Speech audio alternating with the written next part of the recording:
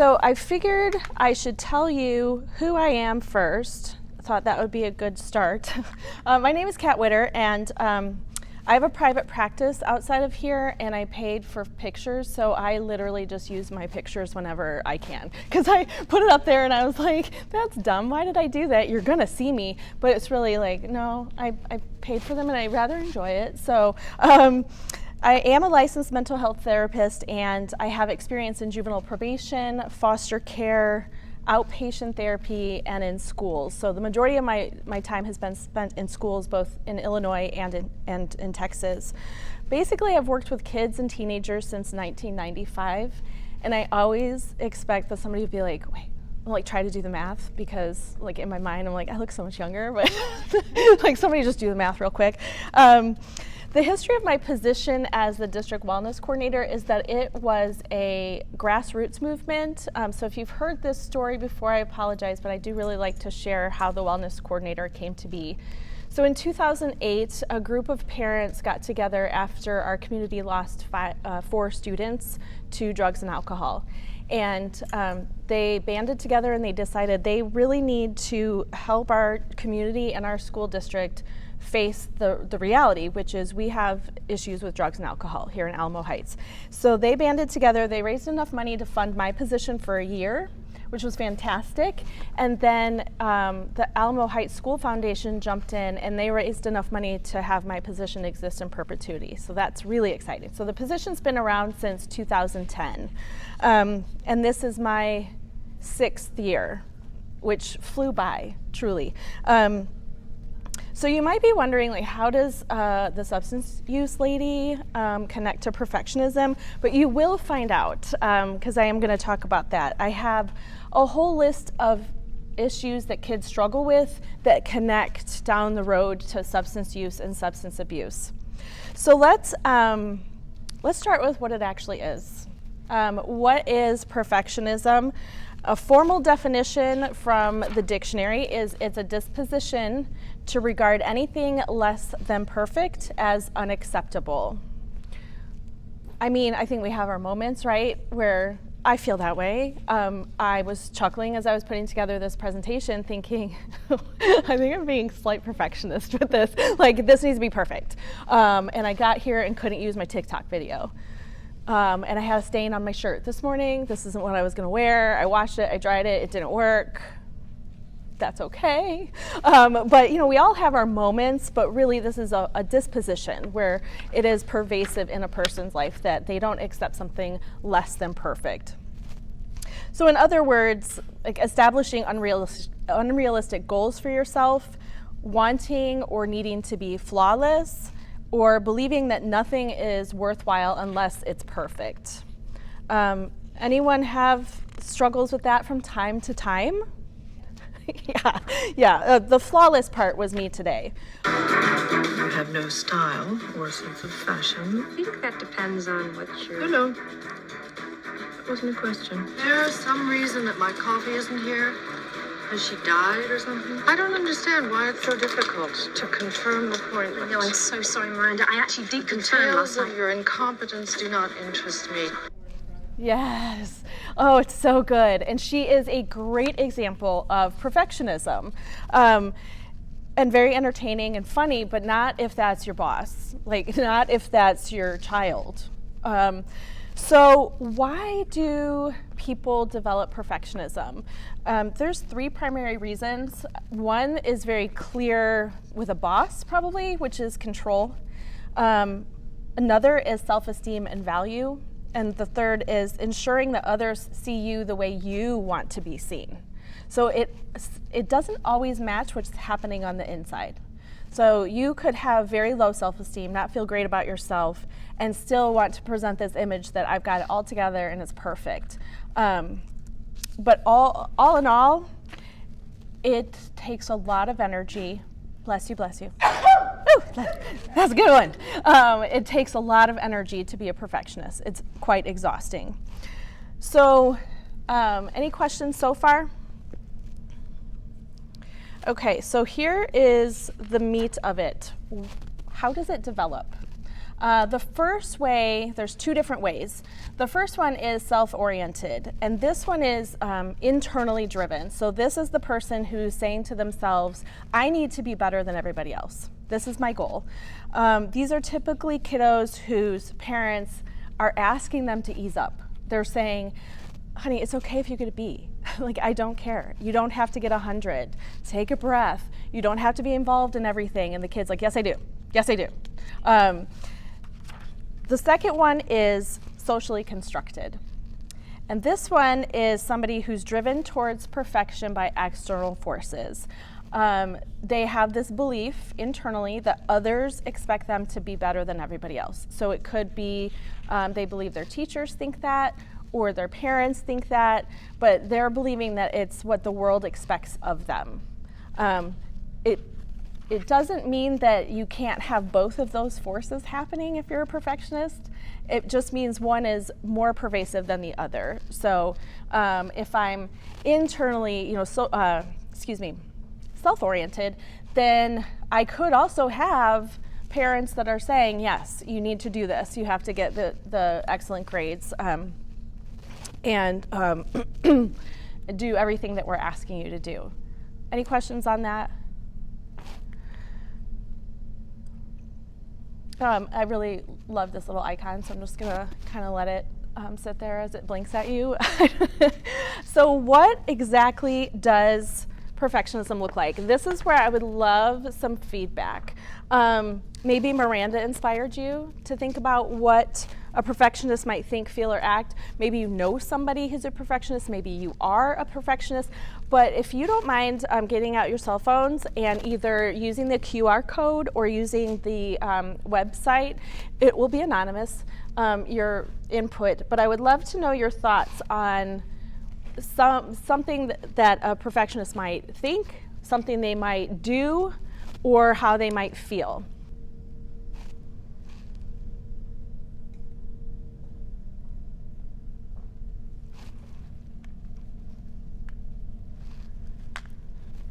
Okay, so we have my student judges his work too harshly, saying it's not right. Oh gosh, yeah. It's not perfect, it's not what he wanted it to look like. Crumpling up art because they made a mistake. My child asked for a grade for a small task on how well she put an item away. Controlling anything other than the correct answer is unacceptable. Perception that everything is under control. Oh my goodness, yes. Hesitant to start out of fear that they won't be perfect. Fear of making a mistake. I'm never going to be good enough. They quit when they aren't good at something. Oh my goodness, that is so hard. And I can tell you, as someone that was raised by a perfectionist, she has no idea she's a perfectionist. My mom lives with us now. I love her dearly. But she was the person who couldn't accept anything less than perfect. So in retirement, she took on quilting.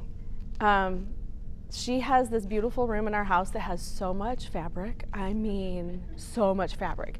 And can you imagine how the fabric is laid out in our room? It's in color order. It's like a rainbow. It looks like a fabric store from wall to wall. And she has only finished one quilt in her retirement because her belief is, well, that wasn't perfect. That seam was slightly off, and she didn't finish it. So that makes me really sad and also slightly frustrated that we have so much fabric because I don't sew. I also have a client who we've talked about this, and honestly, this is one of the reasons I wanted to talk about perfectionism, is that I have quite a few clients outside of here in my private practice that struggle with perfectionism. And we talk about it and how it has affected their lives today as adults. And he was telling me that when he was in middle school and high school, he couldn't turn in his math tests. And also he does something in math, like I think he's an actuary. So math was easy for him, but he couldn't turn in his exams until every equal sign was exactly parallel. He would erase them and start over. And he's had all the answers. He could have been probably the first one done, but he couldn't turn it in. That's perfectionism. Thank you so much for your input. So I like to break things down into thoughts, feelings, and behaviors. I think that's what all the counselors here do is, how do we define things through thoughts, feelings, and behaviors? So let's take a look at perfectionism through those lenses. On the positive side of thoughts, perfectionists know what they're capable of. They absolutely know, I can do this. Sure, I have this solid belief in my ability. Unfortunately, the negative side is so much bigger, and they are critical of themselves and others sometimes. They're just downright mean to themselves in their head, and we saw that with the examples that you shared. Not turning something in, crumbling up the art because it wasn't perfect. Paying more attention to negative comments than positive, right? So you could give them 5 positive statements and 1 negative, and all they're going to remember is the negative one. They're going to completely dismiss the other good stuff. Any thoughts on that? Does it make sense? Yes. My question would be, so like my daughter, she's 6. We'll just see like little things, like she expects sometimes like, oh, that art didn't come out how I wanted it, crumbles it up. I don't, like I see, so it's just like these little crumbs, and I'm like, okay, what road are we going down with her? What kind of prompts and discussions can we give with her to talk to her about it at that level of her age? Absolutely, and that is a perfect question for a few slides down, if you don't mind waiting. We've got thoughts, we've got feelings. On the positive side of feelings, perfectionists appear to be very confident, very motivated, internally driven. But on the negative side, they are, they are riddled with a lot of worry, a lot of anxiety. Guilt and shame is very pervasive with perfectionists, and they're exhausted. Because like I said earlier, trying to maintain this image that everything is flawless is so tiring. And then also thinking I have to be the best at everything is tiring, because then I have to be involved in just about everything that comes my way, right? Because, well, I could do that and I could do it better. They're easily frustrated, just like you were sharing in your example of just, I couldn't get that right, and so I'm going to throw it away. Highly anxious about failure. And somebody said that in the examples that you shared of like, so anxious, and this is how my mom's perfectionism would really manifest itself that way, because she just didn't want to fail. And that makes it really hard to try new things, or to say, well, I don't want to do that because I don't know how to, right? But we're kids. You don't know how to do a lot of things. Like, that's part of the learning process of being a kid. With the behaviors, what I want to say about this is that we're not always going to know what our kids are thinking or feeling unless they actually tell us. We have a pretty good radar about what they're feeling. Their face might tell us, but really it's the behaviors that are the observable things to us, and those are the things that are actually trying to communicate to us. The behaviors are telling us something. So on the positive side, oh man, perfectionist children can be so easy to parent because they are so hardworking, they're organized, they're clean maybe, but like really the bedroom, especially because I work mostly with high school students, the bedroom is a really good example of what's happening inside a kid's brain.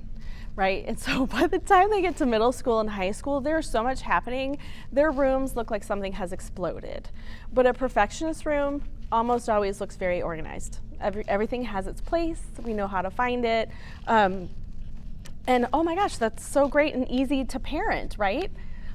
But we have a lot of things that are causing so many problems in their life. They are procrastinating because it's not going to be perfect, so I don't want to try yet. They're very critical of other people because you might not be doing it the way I think it should be done, so I'm going to tell you. They might work very slowly because they want to make sure that it's going to be done to their satisfaction. They can be kind of bossy with their peers because they also have that idea of how it should be done. And like I said earlier, they are so busy. They want to be involved in taekwondo and ballet and do an art class outside of school and gymnastics maybe, and then do all of the extracurricular stuff at school and be the teacher's helper. And like, why am I here? Why should we be concerned about this at all? Well, let's start with like one of my favorite people. How many of you struggle with perfectionism a little bit? Okay, so my favorite story is that someone sent me an email one time that said, hey, I know you have a book on shame, not so interested in that, but if you ever write on perfectionism, I can't wait. So here's the secret. When perfectionism is driving, shame is always riding shotgun, and fear is the annoying backseat driver. Say it again. When perfectionism is driving, shame is always riding shotgun. We struggle with perfectionism in areas where we feel most vulnerable to shame. Does that make sense? So we're all comfortable saying, yeah, I'm a little perfectionistic, which is code for like I do things really well. But I'm not comfortable saying I have shame. But perfectionism, what is that? I call it the 20-ton shield. Here's what perfectionism really is. It's a way of thinking that says this: if I look perfect, live perfect, work perfect, I can avoid or minimize criticism, blame, and ridicule. Whoa, that's good. All perfectionism is the 20-ton shield that we carry around hoping that it'll keep us from being hurt. When in truth, what it does is it keeps us from being seen. Oh boy. So that is incredibly telling. We want to avoid criticism, ridicule, and blame. So if you think about the kiddo who has socially constructed perfectionism, people in their lives that are telling them things, we need to be perfect, they're doing those things. They are really working hard in order to avoid criticism from the parent, ridicule from their peers, or blame from somebody for doing things wrong. And I, just so you know, in the process of putting this presentation together, I did ask about 5 of my clients, like, so what are your thoughts on this whole thing and criticism, ridicule, and blame? And every single one of them said, oh yeah. And they were able to tell me which one of those 3 things was the major driving force for them. So last night's client said, oh, ridicule. You can just get the others out. It's ridicule all the way. So I wanted to go over the dangers of perfectionism, because when you're looking at it from the actual definition, not just perfectionistic tendencies, which is like, I can do it really well, like Brene said, there are some dangers, and that is why I'm here today, to talk about the dangers, because you are at a phase with your kids where you can actually make some changes. And by the time they get to the junior school or even the high school, they will have much better skills to cope with things. So, let's start with social. The social dangers of perfectionism are they're rigid and inflexible, very critical of other people, have frequent conflict with others, and can be bossy and demanding. So, I mean, those are not ideal, but they're not going to be all that damaging to somebody. But when we get into the mental health and self-harm areas, those are very damaging and areas of concern that we really need to intervene on. So mental health, kids that are unable to overcome setbacks. And you had examples in there of that, of they did something wrong, it wasn't great, their presentation wasn't great or whatever, but they can't get past it. It results in a huge meltdown and negative self-talk, self-hatred, low self-worth because they feel like they're not good enough, anxiety, depression. It can morph into panic attacks, and it can even morph into obsessive compulsive disorder. And then self-harm. This one, You may be surprised at some of the things that fall under self-harm: nail biting, hair pulling, eyelash pulling, eyebrow pulling, cutting, scab picking, which I know, so gross, I'm sorry. But like, I'm talking not just the kid who's like, I gotta get this off me, but the one who just can't seem to leave them alone. Those are all examples of self-harm, substance use and abuse, and suicide. So I am going to talk a little bit in more detail about the substance use and abuse, because that is what I do, and I really want to send the message home. Substance use and abuse knows no bounds, and there's no age discrimination, and there's no ethnic discrimination. But what I see at the high school, what I've seen with teenagers over the years, is that so many of our highest achieving kids struggle with mental health, but they're not sharing that. They're not telling their parents. They're just keeping it inside and trying to cope on their own.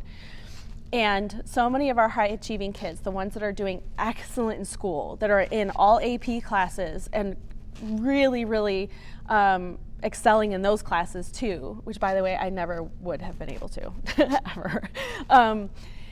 They are on the weekends partying harder than any of our other kids. They are drinking to get drunk, and they are doing drugs without asking. We have kids that just go and there's pills and they just take them. And when I've asked them, what is happening? They're like, I have to let loose. Okay, well, I could let loose in a totally different way. We were talking about cricket. I like to use my cricket. To me, making labels for my cup is a way for me to let loose. But our kids are so inside of themselves and trying to cope with all of these demands that they're putting on themselves or the demands that they're getting from others, that they feel like the way they can let loose is to get completely drunk, black out, not know what's happening, and be so hungover for the rest of the weekend. So the other really important one is suicide. Like, if we think that our kids are doing great, they're not. None of us are. Life is really hard. So if it's like, what, my kid is doing great and they've just got it under control, please check in. They don't have it under control. They're just pretending, right? And I think we all have imposter syndrome from time to time of like, why do I have the business to be up here talking about this?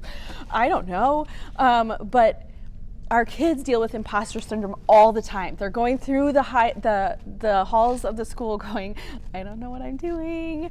I don't know if I have real friends. I don't know anything. And so please check in with them, because they are pretending. Any questions on those? Yes, ma'am. Sorry, I have another question. What's the data like with social media? It sounds like you work a lot with high school students, and I can imagine social media comes into play. We just haven't. Yes, it absolutely does. I don't have data on that, but I think we can all attest to the fact that, well, I'm 50, so I grew up in the 70s and 80s. We had like a rotary phone. I had a princess phone in my room. I thought it was so cool.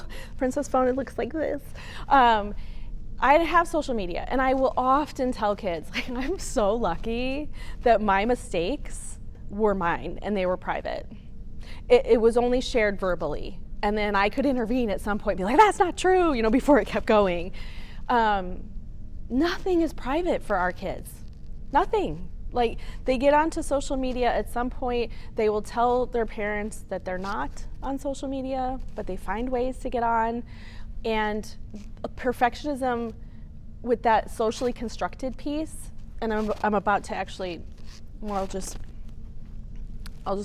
go to this slide. When the important adults in their lives, such as parents, coaches, teachers, and social media celebrities, I added that because they have power over our kids. Whoever the celebrities are, I'm sorry, the Kardashians somehow have power over people.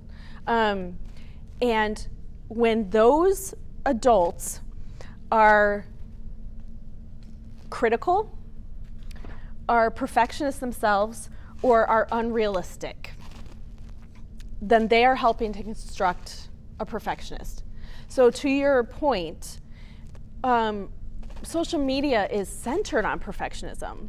It's, I saw I think it was David Letterman and his new show when he was interviewing Kim Kardashian. It was actually kind of funny because she was trying to get him onto Instagram.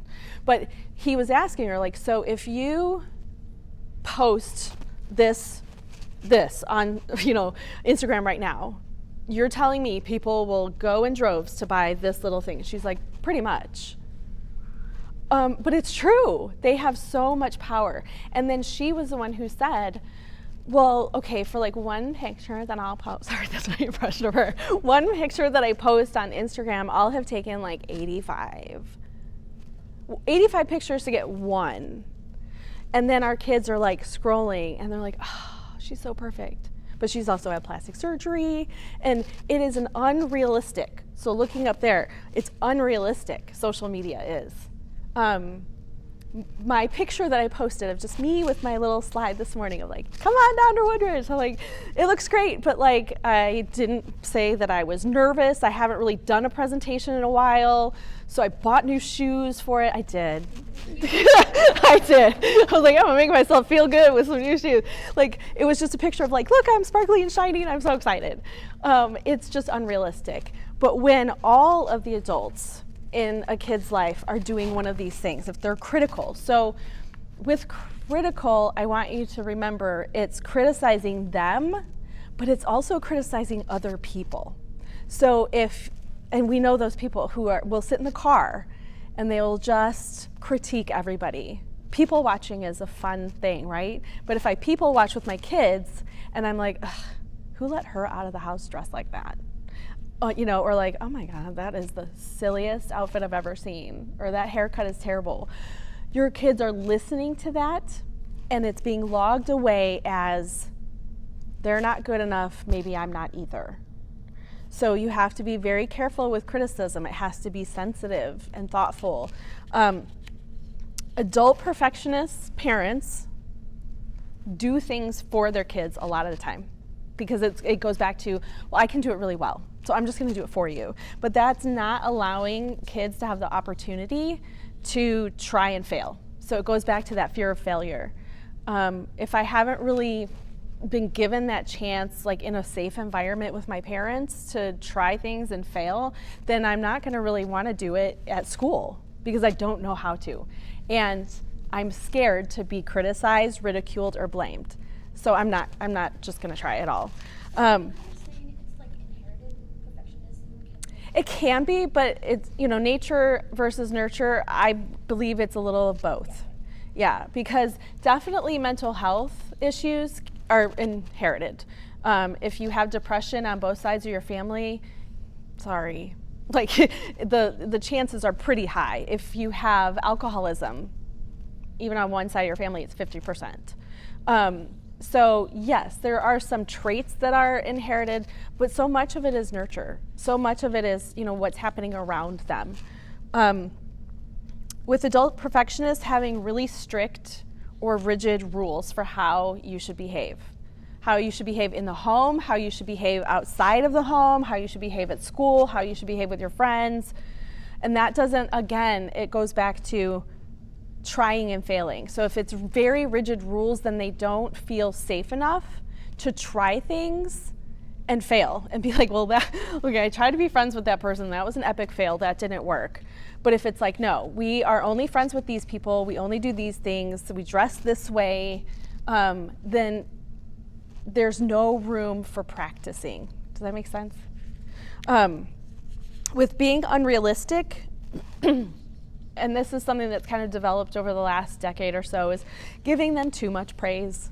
I mean, we want to praise our kids, but if they don't know how to fail, if it's like, everything is great, you're doing great, that's perfect, it's beautiful, then they're like, okay, I thought that was kind of garbage, but okay, great. And then they don't actually know how to fail. Comparing children to one another within the family, I do see some of that, where it's like, well, I cannot live up to my brother. And I actually have a client right now who, that's the struggle. It's like, I can't live up to my dad, he was perfect, and then my brothers are perfect, and then there's me.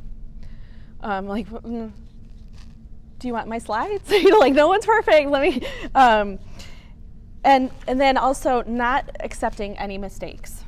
As adults, if we are not accepting of mistakes, then our kids internalize that and they feel like they can't make mistakes. So let's get to your question, okay? This is why you're here. How can I support my kiddo? I have to give the background first, and then we get to the good stuff. So there are things you can teach and things that you can model, okay? The things that you can teach mistakes. Explain there's more than one way to do things. There's more than one correct way, which is different than there's more than one way to do it. There's more than one correct way, you know, because somebody could swoop in and show me how to tie my shoe, and it's a totally different way than I learned, but it's still correct. Share how to handle mistakes. How do you do it? Break your routines sometimes. Like, routines keep us afloat. If we have 4 children and they're all really young and they have to go to the doctor and we have this and that, we have routines because they are saving our life. Let's be real. But we can break them sometimes to show our kids that it's okay. And so with the mistakes, I wanted to share an example. This is my son, Tristan. He is now 16, and I am so proud to say that this lovely piece of art is still on the front of his bedroom door. So when he was about 6 years old, we had just moved here maybe the year before, and we were creating this together. So I painted his name, I painted his sister's name, so she was 4, and then he did the artwork around it. And I can see, and he is very organized. So I can see right here, oh boy, he was already like, let me get a super straight line across here with my finger paint. And he was almost done when he added the pink. So above the T, he was just, you know, I thought it was cute that he made a little flower around the dot. And then this huge glob of pink paint, like, well, you can probably figure out where the glob landed, but it landed on the paper, and he picked up the paper and he took it to the garbage. And I was like, what are you doing? He was like, ugh, I ruined it. So I'm gonna be honest and tell you, yeah, I had the same reaction. Like, he dropped the paint on it. I was like, this is garbage. Like, all this time we spent, and like, now it's ruined. But I had a moment where I was like, okay, Part of it was my stubbornness, which is we spent all this time and we're gonna finish this. And part of it was, I think I was just really having a teachable moment where I was like, I pat myself on the back later. And I said, no, we're gonna keep it and we're gonna work with that. We're gonna change it into something else. And so I made a circle, and then I was like, kind of looks like a pink sun. And then he was like, how about a rainbow? And so I made this ridiculous rainbow exploding out of this pink dot, and he was happy with it. And then we hung it on the door, and it has moved houses, and it's still there. But when you're thinking about, like, how do I teach mistakes? That's an example right there. Like, it was a mistake, but we can turn it around and it can be okay. There's more than one correct way to do something. So the painting was correct when we finished it. It wasn't correct when he dropped the paint on it, but it was okay. We can also teach progress. And so this goes back to the question I think that you had earlier too, which is, rather than achievements, let's applaud persistence and honor the time that they invested and the effort that they invested in something, acknowledge the learning that was done, and let's expect progress and hard work, but not perfection. And why that's important is because when we get to be adults and we have only been identifying ourselves through our achievements, our character is kind of thrown by the wayside. It's like, I've achieved this, and I went to the best school, and then I graduated from there, and I got a job that I wanted, and I'm doing really well, and I'm making money, and I'm putting money away for savings, and I'm going on vacations, and wait, I don't have any friends. Like, I'm not connecting with people. I don't actually know what my character is. I only know what my achievements are. And that brings me to the next one, which is, know who you are. Your child is not their achievements. That's not who they are. It's part of them, for sure. Like, yeah, I love that my daughter has a beautiful voice. I love that she can sing, but it is not who she is. If she, she made regional choir in middle school. Yay! And sidebar, when we went to that concert with all the regional kids, my son was like, wow, this is actually really good. Because he'd only been to the middle school choirs where it was like, wah, wah, it was not great. And he was like, wow, this is really good. It's like, well, these are kids who really wanted to be here, but that's not who she is. And I'm not going to expect that she's going to do that every time. It's just a part of her. So it's important to help them to separate themselves from their achievements and to nurture their character. So I put a list of character traits up there, which I circled one in each column for myself, just so you can see. So I am creative, I feel like I'm funny, I am loud, and I'm talkative. But I'm also a whole bunch of other things. But it's important to like verbalize these with your kids. So if you know what they are, you can start to verbalize them for your children. I love how silly you can be. I love, I'd probably say to my daughter, you can be pretty sneaky sometimes. I love you, but we're gonna have to work on that. Patient. You know, if you have a child that's so patient, please tell them that's a great skill to have because it can be really hard. But verbalizing it for them, because they're not gonna know unless we help them. They're still little. We have to still be teaching them. Yes. For some of those, like you said, silly, and I know like when we're talking about kids that tend to, if they're based off ridicule, like my daughter, she's not the perfectionist, but she hates the word silly. Like if you call her silly, she just melts because you're like making fun of her. Mm-hmm. So like I saw popular on there. Some of those, like, do you still have to be careful with the character traits here? Well, sure, yeah. I mean, she's telling you she doesn't like that word, so let's not use that word. Most likely, I would take a guess that she probably heard it somewhere like in the classroom where the teacher was like, we're being too silly. And so she sees it as a bad thing. But you could also reframe it for her and say, well, silliness is there and you are silly, but it has a place, right? So if you're being silly in the classroom, let's not do that. But at home, totally. Tell me your funny jokes. Be weird. We call it having episodes. Like both of my kids still will just sometimes make weird noises. Like my son just comes out of his room and goes, whoop! I'm like, what? What are you doing? Is this a sensory thing? But he's silly, that's weird. That was a good question, thank you. So the other thing that is really important to teach is coping skills. So the counselors in the room, we know, please help them with coping skills. Coping skills are helpful in the areas of lots of emotion. So anger, fear, jealousy, sadness, disappointment. When they are experiencing those things, a perfectionist child might not tell you. They might internalize it and you're not gonna know. But if you feel like whatever situation has just happened, you feel like it would be appropriate if they were feeling a certain way. Like this happened, and if it were me, I would be sad. You can say that. That's helping to teach them, I would be sad, are you feeling sad? And if they say, well, yeah, then teach them how to cope with that. So coping skills for kids. I've got a few that I wanted to share. Deep breathing is my favorite for myself. I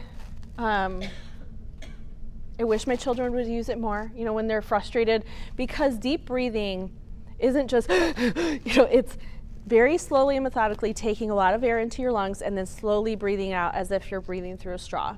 And the reason it's helpful is it just resets our nervous system. It gets everything kind of back to homeostasis. My heart rate goes down, my blood pressure goes down, and it's incredibly helpful. Meditation or alone time, our teachers at the elementary level, oh my gosh, they have little calming corners. The counselors have beautiful spaces where they can have alone time. I think I saw one of those little pod, what do you call it, like a pod swing thing? Do you know what I'm talking about? Like a little cocoon. That's perfect too, to just kind of crawl in there and have some alone time and just think about how you're feeling. Think through your thoughts. Journaling for the older kiddos, it can work for the younger kiddos because it can just be art journaling. You know, paint a picture about how you feel right now. Paint a picture about how that made you feel.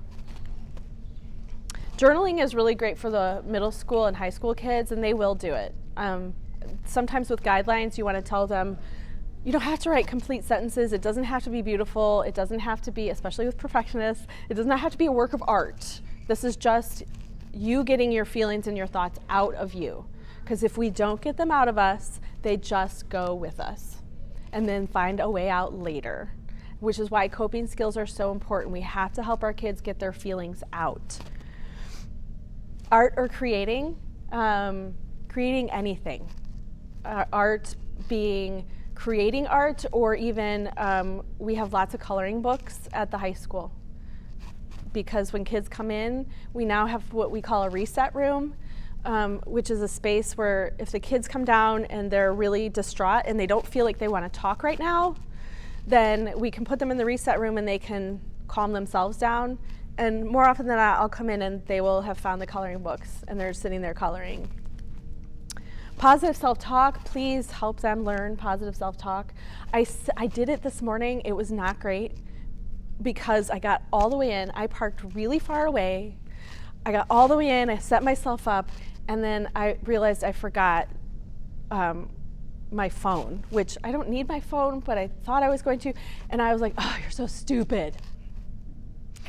I'm not stupid, but I say it so easily instead of just like, well, that was forgetful, you know, or something else. It's just, well, that you're stupid. So help your kids learn not to do those things and teach them how to do the positives. Mm-hmm. Do you have any examples of my kids' kindergarten teachers would talk about? They would say, that's okay, you're still learning. You're at school to learn. Mm-hmm. You don't have to get your S's and 2's or whatever. This is your learning. And they clung to that and will tell each other that. Like, do you have any language, especially for the littles, elementary school age, that like kind of helps with prompts and things like that? Like you're still learning, yeah. Along with in the form of coping skills? Yeah, or just like, something like how we talk to them in that positive self-talk way, like, you know, that made them feel better. Right. There's a commercial for Tide, I want to say, that is actually a really great example of positive self-talk, and it's on social media all over, where parents will stand their kids in front of the mirror and say, I am strong, and then the little girl says, I am strong, I am smart. You know, that's a great example, and they turned it into I don't know how it relates to Tide, I have no idea, but that's a really great example. And even just thinking in terms of mantras, you know, things that are for your family even. So one of our mantras in our family are Widders are not quitters. My last name is Widder. I took that because my dad would always say, we're not quitters, we don't quit. And then I was like, well, it rhymes. But then also having to go on the other side to say, well, we can quit sometimes. You know, like, oh, maybe I went so I swung too far one way. But coming up with little mantras that they can say to themselves of, I'm a good person, I'm smart, I work hard, I can try my best. Does that help? Yeah. Yes. Something that we found helpful is the word yet.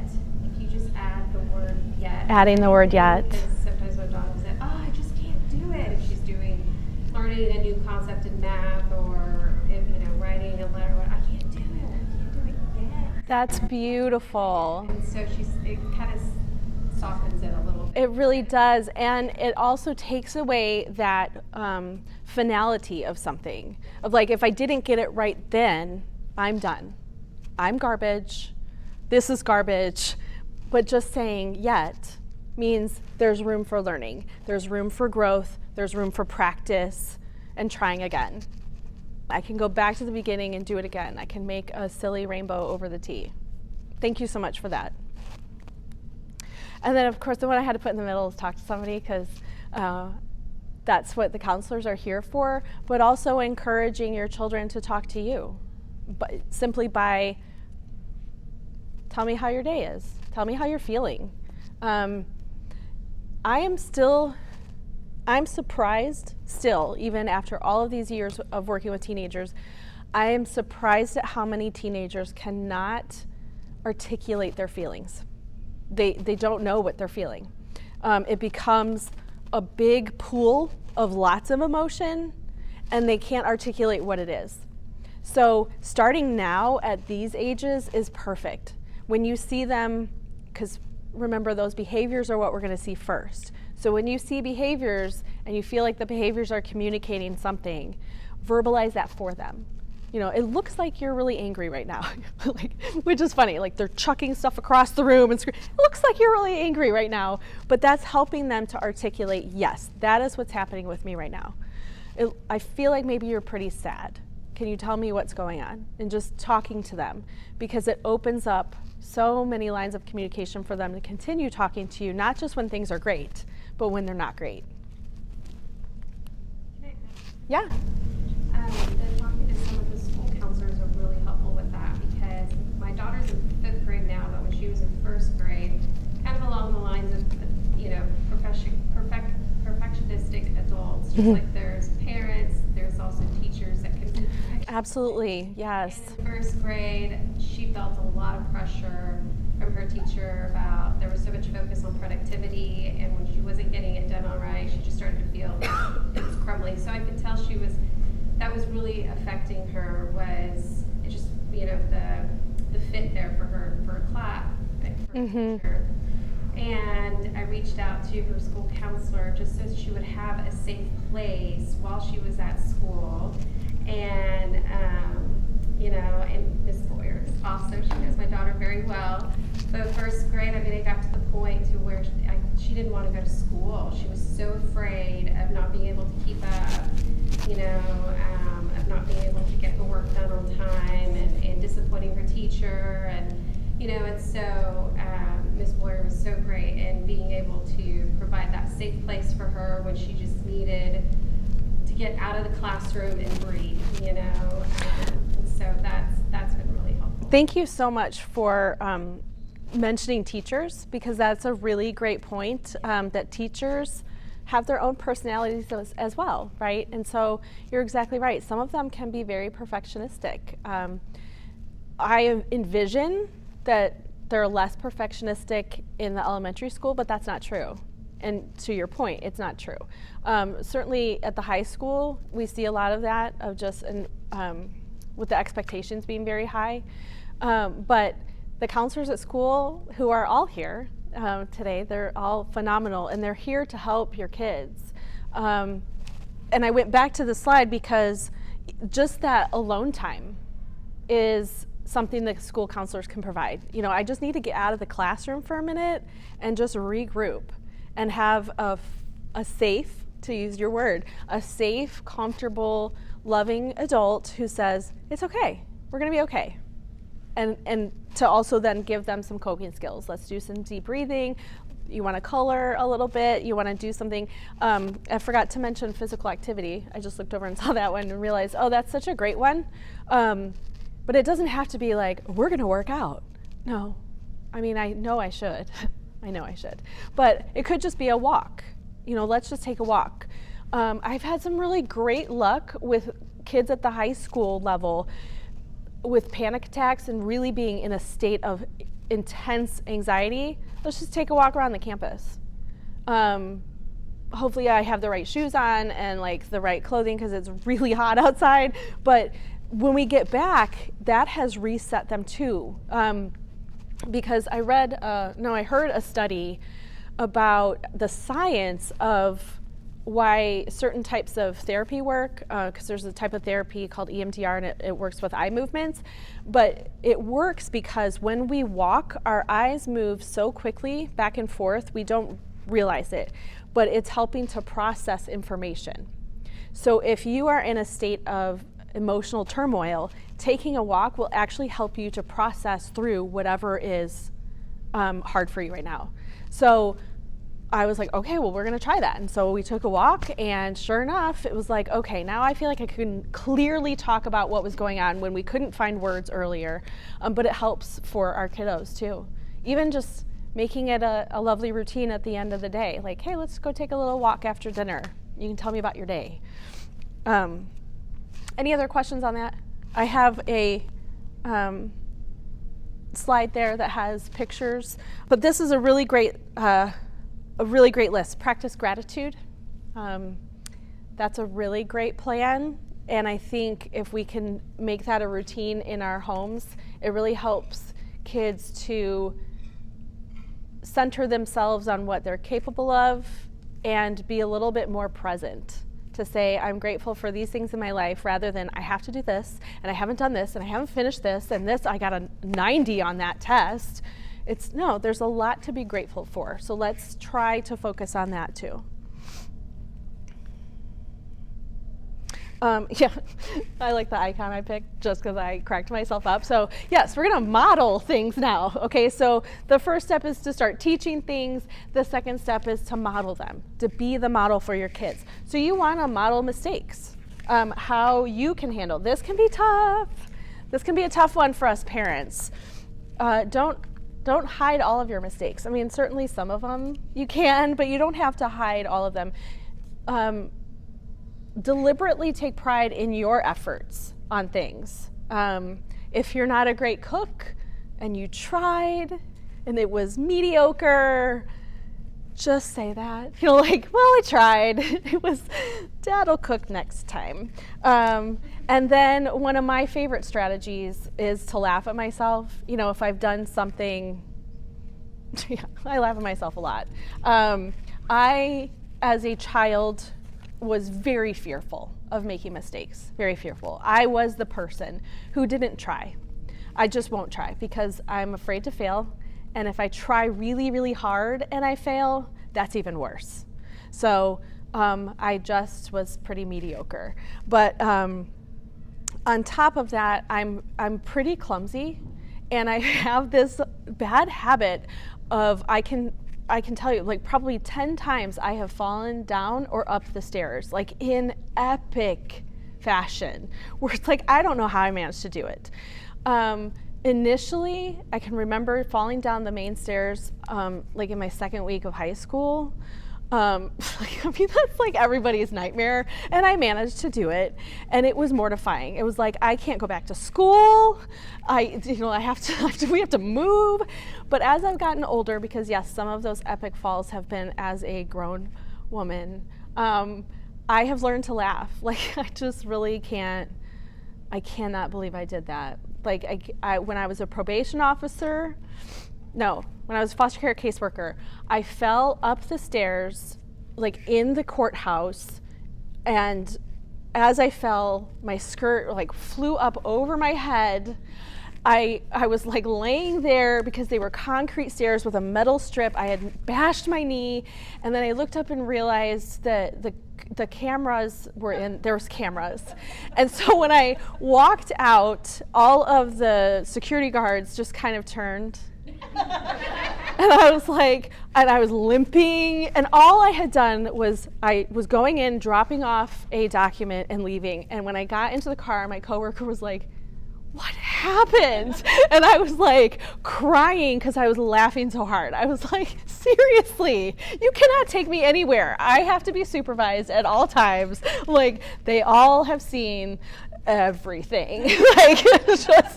And that was the first time I really laughed at myself, because that one really, I could have cried for sure. And I really injured myself just, to elicit a little sympathy. Yeah, that was bad. I really hurt my knee. But modeling mistakes is really important for our kids, because then they will be able to do the same when they make mistakes. Back to the criticism. We want to model criticism. So that's where we want it to be sensitive and purposeful, right? So if we are people watching and I make a comment about how that woman who let her out of the house looking like that, there is no purpose to that statement. I had no reason to say it. I'm just being snarky and rude. And probably because she's really beautiful and more beautiful than me, and I felt I needed to take her down. So I on this point, wanted to reiterate that even when you're talking about controversial or tough topics, there's ways to be sensitive and purposeful with it. And that's all I'm going to say on that, because that could open a whole can of worms, and that's not what I want to do. I just want you to remember there are lots of ways, because if I'm modeling that I can do that purposefully and sensitively, then my kids are going to do the same. They know that that's just what we do. If I am being snarky and rude, then they think that's what we do. And then, this is a really hard one. I believe we can do this though. Accepting criticism from others without defensiveness. I'm just going to tell you, you can do it. I know, I am asking too much. We can work on it, right? We're learning to use the terminology that we want to use with our kids. It's a work in progress. I'm still working on that. Modeling positivity. And I just kind of made this as an umbrella to hold a bunch of different things. So conveying courage for your kids, showing them how you can be courageous, knowing your own character. So if we want to help them to know their character, I got to kind of know my own first so that I can model that for them. Prioritizing balance in your life, which is hard too. Social media would tell us there is no balance. We keep going at all times, and we are perfect parents. And our children are perfect. And using healthy, positive self-talk for yourself, which I said earlier, which was, you're not an idiot because you left your phone in the car. I really am not. Modeling coping skills. So one of my favorite, I guess, phrases or ways of looking at things is reacting versus responding. So if I'm reacting, I'm being driven by my emotion in that moment. But if I'm responding, then I have calmed myself down and I am logically and calmly talking to you. But too often we will react. So especially with our kids, because my favorite way to, because they're saying something that I don't like. Mom, I tried vaping. Okay, so I could react, right? Be like, what? Blah, blah, blah, blah, blah. Or I could take some deep breaths, center myself, say, okay. And then if that doesn't work, if that's not enough, if my heart is still racing and I can feel my heart like in my throat, then I might say, I'm going to need a minute to process this, and we'll talk in a little bit. And then, why do I need a minute? Because you just told me something I really didn't want to hear, and I'm totally freaking out. Yes? How do you get to the point where your kids tell you that they vaped? Like, that's a success. You know what I mean? Yes. Well, and that's a great question. So the question is, how do you get to a point where your kid will tattle on themselves that they tried vaping? Sure. And not... Saying like, oh my God, like, that's so great. Like, congratulations. You're Right. So, there's two ways to look at that. So one way would be like, well, that's the goal for all children, but that's not realistic. Some kids aren't, even regardless of what you do and the groundwork that you lay, some kids are not going to tell you and tattle on themselves. But you just have to lay the groundwork. And it goes back to all of the slides that we've been through already. So just talking openly, trying very hard, and that's why reacting versus responding is, if you take away anything, take that one. Because if you react, you're so much less likely to hear the hard stuff from them, because they get afraid of your reaction. The look on your face, the tears, the screaming, the whatever it is. They get scared of the reaction. But if you can, okay, we'll talk in a minute, and then like go in the room and cry and do whatever you need to do and be like, okay, let's talk this through, then they're more likely to come to you the next time because they didn't get scared. And that's the most honest answer I can give you, because that's what I hear across the board from parents, is like, that's the common denominator, is my kids aren't scared of my reaction, so they're more likely to talk to me. They'll take the punishment. Yes, ma'am? Yeah, I'm just thinking that, just because you mentioned yours is 6, right? So just like starting things like, if there isn't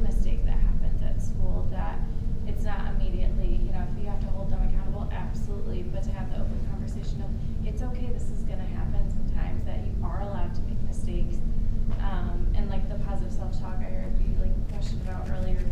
I've done a lot of work with my students, like having to tell them, like, I am allowed to make mistakes. Like, I'm still loved if I make a mistake.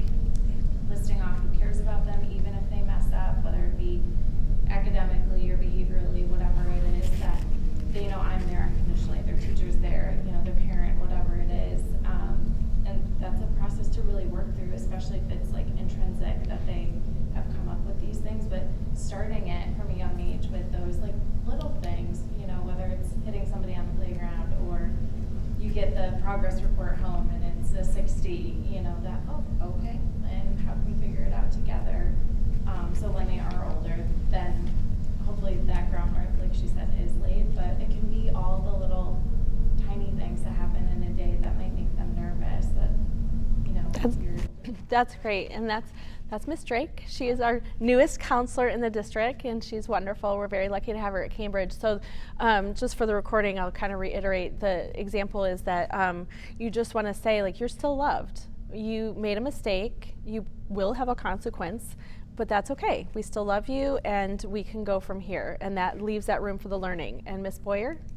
I have one more too, because I also have a first grader, so she has been really challenging me on this concept, and so I think that for her, I have had to walk away, and I'll tell her that. I'll say, okay, I'm going to go in the other room, I'm going to talk to your brother, I'm going to get some more information, and then I'm going to come back and we're going to talk about this. Because I just want, they push our buttons. Yes. So when I got to the point where I came back out and she had had enough time that she had thought through what had happened, and she said, okay, well actually here's what really happened, and was able to tell me the truth on her own. But in addition to that, I told her I was so upset that I wanted to tell you that you needed to sit in your room for 30 minutes. Like, that's how upset I was by yourself, which is her worst fear, right? She doesn't want to be shamed and to be alone and all those things. And I was like, so I'm thinking if you can take 10 minutes to be calm, you can read, you can play your Barbies, whatever it is for you to have your alone time. And I went in there and she sat in her little bedroom calming corner, because I am a counselor. And she was in there reading, and I went in there and I said, okay, well, your time for calm, do you feel calm now? And then you're ready to come back out and hang out. She goes, well, I'm in a really good part of my book. And I was like, all right. And then she came back on her own. But I even prefaced it by saying, this is how upset I was, but now that I'm calm, now I'm thinking this is more appropriate, so that she could see that's the reason I took a break. I'm so glad that you said that, because that's exactly what I'm talking about with modeling. It's saying, I have all these emotions too, and mom's not doing great right now. I love that you even said what the punishment could have been versus what it's going to be, because then it's like, oh, well, at least it wasn't that. So I mean, that's kind of a fun strategy. At least I didn't have to be 30 minutes, but then she sat in her room anyway, probably for 30 minutes or more, which is great. But modeling that I'm having a lot of feelings about this too, and I'm really angry, and I'm just going to take a minute to calm down. And so yeah, you can do that with any age. So thank you so much for that example. Any other examples? Because they're good. And so I wanted to just put up parent coping skills. Do you notice anything? Yeah, they're all the same. Like, we just need to do the same exact thing for ourselves too. Deep breathing, art, journaling, if that's what you enjoy. I mean, God bless the people who journal all the time. I'm like, no, I don't have time for that. I could if I wanted to, but I just, and then I wanted to end with, partly because I just wanted to share this, but we can do all these hard things that I talked about. Some better than others, but we can do all of them, but sometimes this is just what parenting feels like. Word turtle into Emmanuel.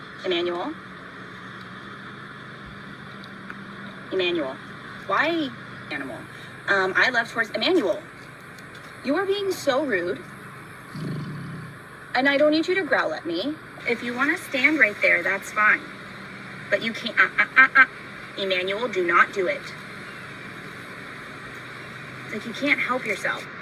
Because I'd really like to finish sharing my facts about tortoises, but I feel like you just really keep interrupting and it's hurting my feelings a little bit, okay?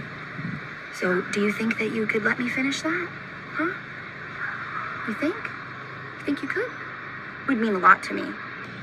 What is the reason for this? Okay, I just had to. I had to, because I've seen a lot of that particular person, and it's funny. He has a full name, so if you haven't watched her videos, his full name is Emmanuel Todd Lopez, and he interrupts her videos quite often, but it really does feel like parenting, especially when the cow was sucking on her shirt. It's like, just really, why? Why? So here's where you can find me. I wanted to put that on there because I will be posting this video. Hopefully, if the recording didn't work, then I will be doing the lame version where I sit in my office and I do a voiceover without interaction, without laughter, which is not as fun. I wanted to share some books that might be helpful on the topic of perfectionism, what to do when good enough isn't good enough, perfectionism, The Girl Who Never Made Mistakes, and What's Bad About Being Too Good. And those have come highly recommended on Amazon, but also highly recommended by some folks in this room too. Because of the connection between anxiety and OCD and perfectionism, I just thought I'd throw these books up here because I've heard some really good things about these books too. And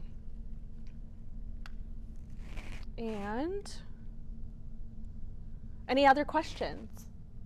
Comments? Yes?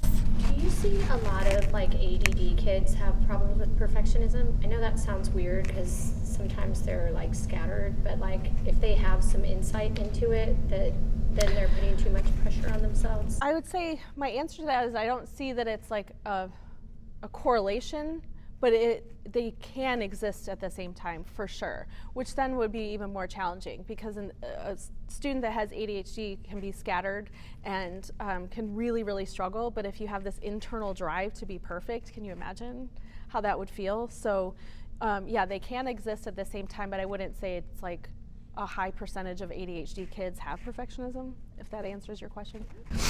Or like aware that like they have like ADHD or like why they're always moving around, or like the awareness might make them more anxious or sensitive. Sure, sure. Awareness of anything when you are, when you're having these internal struggles and you're in your head a lot, when you're aware of things, oh boy, that is not a fun place to be in your own head. It just amplifies everything happening around you. And so for instance, with anxiety, it's just an awareness of like, everyone's looking at me. You know, that would be an example. We tell kids all the time, no one's looking at you. Kids are self-centered. They're thinking about themselves.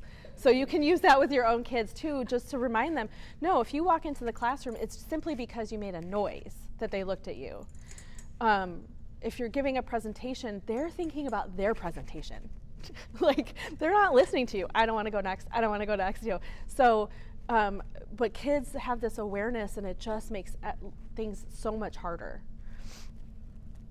I feel like I had some references, some articles that I had used. Any other questions, comments? I'm so glad you were all here. Thank you so much for joining me.